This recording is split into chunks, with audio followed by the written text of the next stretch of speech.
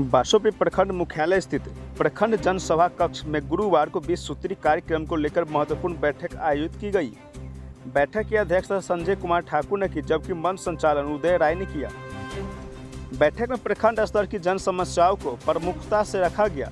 आधार card, समय पर ration card बनाना, आवास योजना, महिला संवाद, वृद्धा पेंशन, स्वास्थ्य विभाग में ड्यूटी करना, निजी क्लिनिक में डॉक्टरों का कार्य करना, दाखिल खारिज की समस्या, आंगनबाड़ी की समस्या, नल जल की समस्या, बिजली विभाग की अनियमितता, पशु को समय पर टीका नहीं मिलना, विद्यालयों की समस्या, एम्बुलेंस समय पर उपलब्ध नहीं होना तथा प्रखंड में अग्निशामक केंद्रों की आवश्यकता जैसे मुद्दों पर विस्तृत चर्चा हुई। बैठक के दौरान खजौली विधायक एवं प्रखंड विकास पदाधिकारी ने पशु चिकित्सक की कार्यशैली पर नाराजगी जताते हुए फटकार लगाई। उन्होंने कहा कि समय पर पशुओं को वैक्सीन उपलब्ध कराना अनिवार्य है और इसमें किसी भी प्रकार की लापरवाही बर्दाश्त नहीं की जाएगी। बैठक में खाद्य दुकानदारों की मनमानी का भी मुद्दा उठाया गया। बैठक में यह भी चर्चा हुआ कि दुकानदार स्टॉक से अधिक खाद्य बेच रहे हैं। इस पर अधिकारियों ने स्पष्ट किया कि जांच कर दोषी पाए जाने पर दुकानदारों पर सख्त कार्रवाई की जाएगी। बैठक में जनप्रतिनिधियों और अधिकारियों ने कहा कि 20 सूत्री कार्यक्रम का उद्देश्य आम लोगों तक सरकारी योजनाओं का लाभ पहुँचाना है। इसलिए आधार कार्ड से लेकर राशन कार्ड, वृद्धा पेंशन और आवास योजना जैसे विषयों पर विशेष ध्यान देने की आवश्यकता है। स्वास्थ्य सेवाओं और शिक्षा व्यवस्थाओं में सुधार लाने पर भी बल दिया गया। बैठक में मौजूद पदाधिकारियों ने आश्वासन दिया कि उठाए गए सभी मुद्दों पर विभागीय कार्रवाई सुनिश्चित की जाए ताकि आमजन की समस्याओं का समाधान समय पर हो सके। बैठक में खजौली विधायक अनुशंकर प्रसाद, प्रखंड विकास पदाधिकारी अजीत कुमार, अंचलाधिकारी पूजा कुमारी, थानाध्यक्ष विकास कुमार, 20 सूत्रीय अध्यक्ष संजय ठाकुर, उपाध्यक्ष उदय राय, वीरेंद्र झा उर्फ नोनू झा, विधायक प्रतिनिधि संजय महतो, चिकित्सा प्रभारी मणि भूषण यादव और पंचायत से आए जनप्रतिनिधियों शामिल रहे।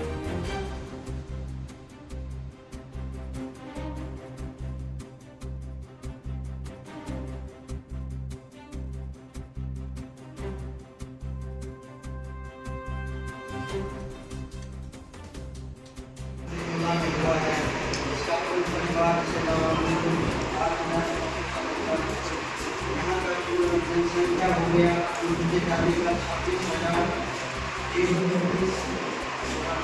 आप सीधे क्या डिमांड का कितना राशन कार्ड में हमारे यहाँ 130 प्राप्त हुआ। कितना प्राप्त हुआ?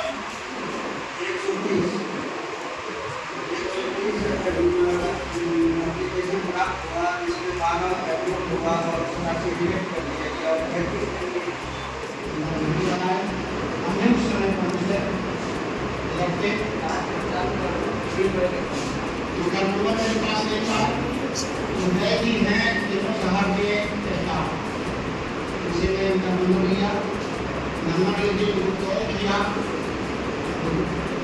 मैंने साहब यही चल रहा क्या, आपके गोदाम से चावल जो है तो मोटरसाइकिल से ड्राइव हो गई है। उन्होंने जवाब दिया, आप मेरा बॉस है, मैं गलत बात आप बोले हुए हैं, मेरे मोबाइल में रिकॉर्डिंग है, मैं रिकॉर्डिंग सुना दूंगा। आप बोले कि बुलाया थे क्या आप उनसे मिलिए तो आप उनको क्या जवाब दिया कि आप मेरा बॉस है?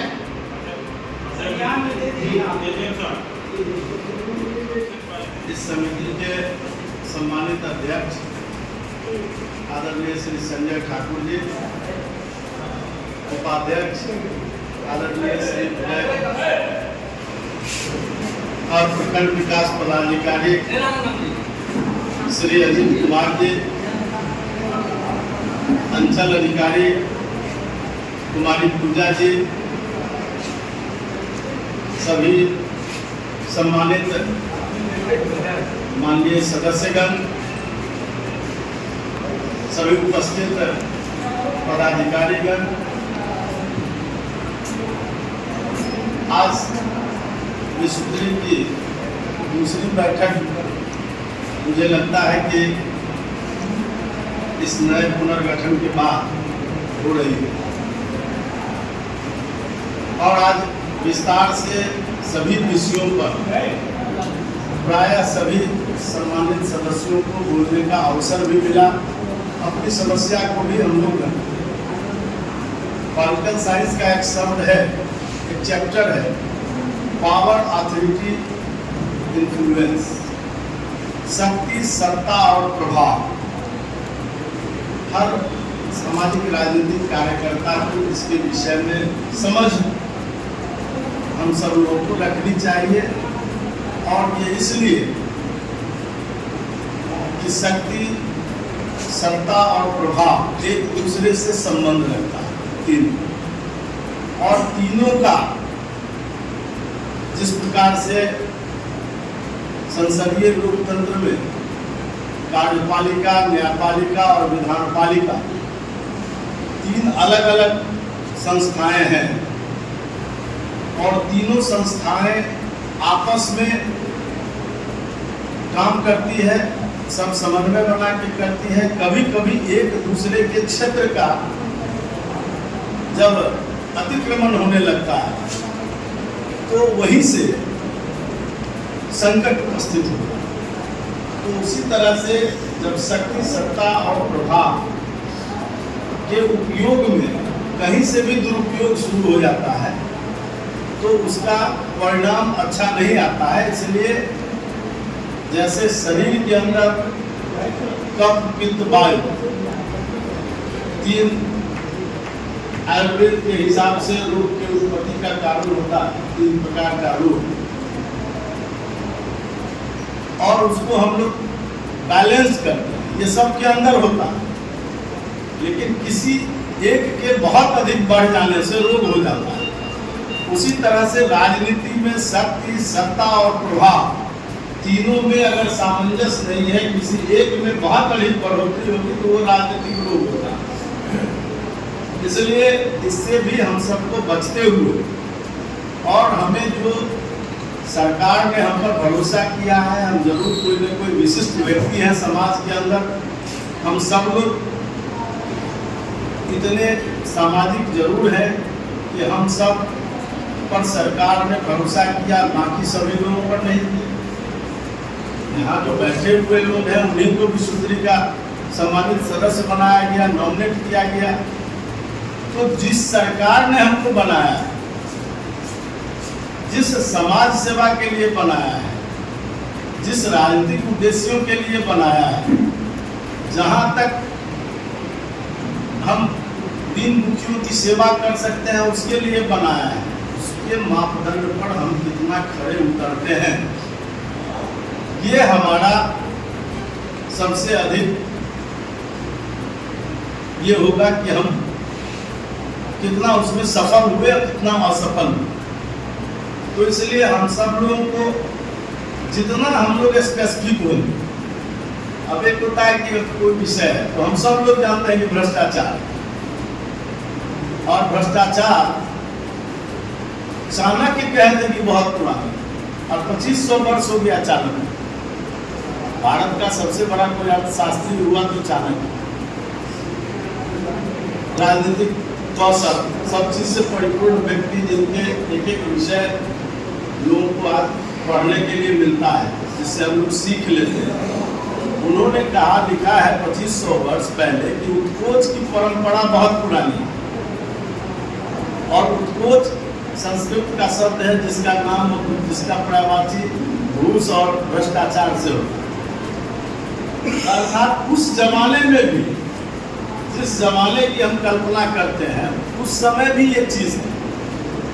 क्योंकि जैसे ही मनुष्य में हमारा जन्म हुआ तो काम, क्रोध, लोभ, मोह, मद, मत्सर इससे अलग हो नहीं सकते। लेकिन जो व्यक्ति उसको नियंत्रित करता है वही संत कहलाता है।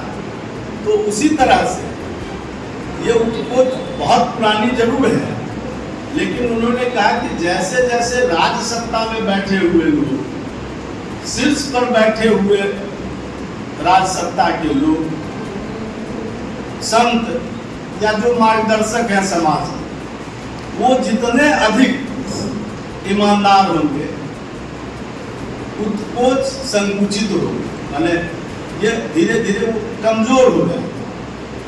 और जैसे ही ऊपर बैठे हुए लोग भ्रष्ट होंगे तो ये फैलेगा, ये फैलता और सिकुड़ता, ये समाप्त कभी नहीं होता है। अपराध उसी प्रकार से है। अपराध कभी समाप्त नहीं होता, अपराध नियंत्रित होता है। घूस और भ्रष्टाचार नियंत्रित होता है। जीरो टॉलरेंस की बात हमारी सरकार करती है, हम सब लोग करते हैं, लेकिन फिर भी जब वो बढ़ता नहीं है तो हम फिर जीरो टॉलरेंस की बात क्यों करते हैं? कहीं ना कहीं वो बढ़ने लगता है, फिर हम उसको खींच कर दायरे में लाते हैं। उसी प्रकार से लोग सीधे कहेंगे कि अपराध बढ़ गया, तो अपराध तो हर जमाने में हो, लेकिन कब कितना अपराध हुआ।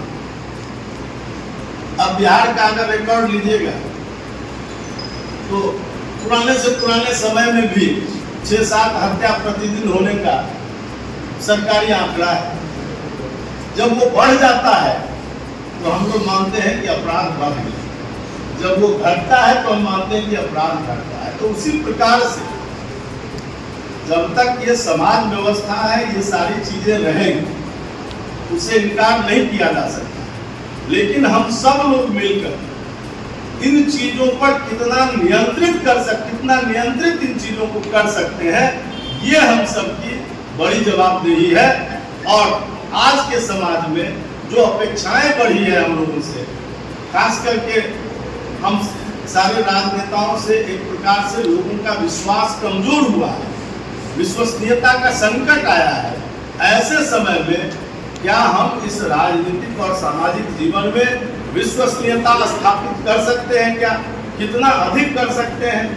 अब छोटा उदाहरण लाकर आप किसी बड़े चीज को ढक नहीं सकते, वो बड़ा रहे।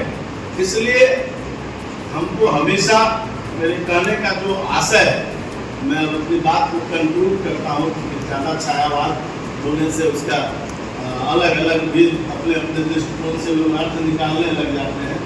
तो कंक्लूड करते हुए सिर्फ मेरा इतना करना है कि सामाजिक विषयों का हम सब लोग अध्ययन करें। जो कुरीतियाँ समाज के अंदर जहाँ कहीं भी दिखता है, जहाँ कहीं भी भ्रष्टाचार दिखता है, जहाँ कहीं भी कार्य के प्रति लापरवाही दिखता है, उसको हम चिन्हित करें। और न केवल चिन्हित करें, बल्कि उसको अगर हम अपने शब्दों में लिख सकते हैं तो लिखकर उच्चाधिकारी तक, संबंधित पदाधिकारियों तक उसकी शिकायत भी करना सीखें। ये नहीं कि केवल बोलकर हम बात को खत्म कर दिए, तो कभी कभी बोलकर बात खत्म हो जाती है और उसका कोई फलाफल नहीं निकलता। उसको जब हम लिपिबद्ध करके विषय को डाल देते हैं, जो विषय हम सब लोगों ने लिया है, हो सकता है एजेंडा लिखने वाले मैनुअल लिखते हैं, रिकॉर्ड नहीं हो रहा, तो कुछ चीजें छूट जा सकती है। इसलिए उसको हम लिखकर भी लाने का एक अभ्यास बनाए, तो मुझे लगता है कि इस बैठक की सार्थकता और बढ़े। जो सामाजिक हमारा दृष्टि है, उस ताने वाले को हम लोग लिपिबद्ध करके लाएं। अब बहुत बात है कि सीधे फोन आजकल हो गया, तो हमारे लिए सुलभ यंत्र भी है, लेकिन एक कष्ट का भी कारण। आजकल उसका टेपिंग ज्यादा होता है, तो कभी आप दूसरे बच्चे पर गुस्सा हो रहे हैं, उसी समय कोई फोन आया, झल्लाई हुई बात कर लिया किसी से, तो उसका एक गलत मैसेज चला जाता है कि फलाने माननीय सदस्य ने तो मेरे साथ इस तरह से बर्ताव किया। तो इसलिए फोन हमारे लिए सुलभ जरूर है, लेकिन अभी भी जब विसूत्री का कार्यालय है तो उस कार्यालय को फंक्शनिंग करिए, वहाँ बैठ के लिखिए। केवल बैठक के भरोसे मत रहिए कि जब बैठक 2 महीना पर होगा कि अब 3 महीना पर होगा, अब तो चुनाव के आचार संहिता लगेगा। मुझे लगता है कि अब चुनाव के पहले कोई बैठक संभव भी नहीं हो, अगर एक हो जाए तो बहुत बड़ी बात है। तो उसको आप लिखा पढ़ी में लाइए, ऑफिस है आपके पास, वहाँ रजिस्टर रखिए, जो शिकायतें आती है उसको दर्ज करिए और उन शिकायतों के आधार पर पत्र बनाकर संबंधित अधिकारियों के पास भेजिए। और अगर 1 महीने में, 10 दिन में, 15 दिन में कोई कार्रवाई नहीं होती है तो स्मारक पत्र दीजिए कि इसमें हमने भेजा था विसूत्री के कार्यालय से, इसमें क्या कार्रवाई।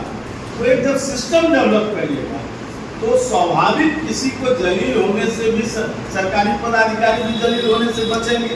यदि आपका पहले से उनको मालूम रहेगा कि ये चीज़ में शिकायत है, तो उसके लिए वो पूरी तरह से छानबीन करके आएंगे, तैयार होकर आएंगे।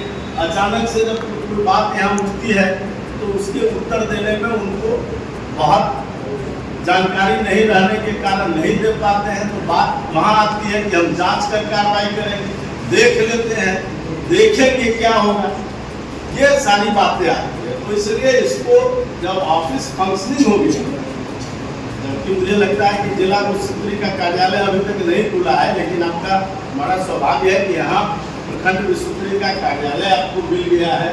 तो हम अध्यक्ष उपाध्यक्ष दोनों लोगों से, समिति के सदस्यों से भी मैं अनुरोध करूँगा कि उसको और फंक्शनिंग करते हुए और उसको जनहित में, जनता का हम कितना व्यक्तिगत हमारा इंसाफ द्वेष अलग होता है, ठीक है, वो भी थोड़ा बहुत रहेगा मनुष्य है, लेकिन हम ज़्यादा 80% ध्यान केंद्रित करें जन समस्याओं पर, जो सीधे जनता से जुड़ा हुआ विषय है। हम जब कोई निर्णय करें, जब कलम चलाएं, तो उस समय गांधी जी कहते थे, मुझे महात्मा गांधी, कि जब तुम कलम चलाते हो, निर्णय करते हो, तो उसमें देखो कि कितने निर्धन, निर्बल, निराश्रित, बहिष्कृत लोगों का उसमें कल्याण कर रहे हो।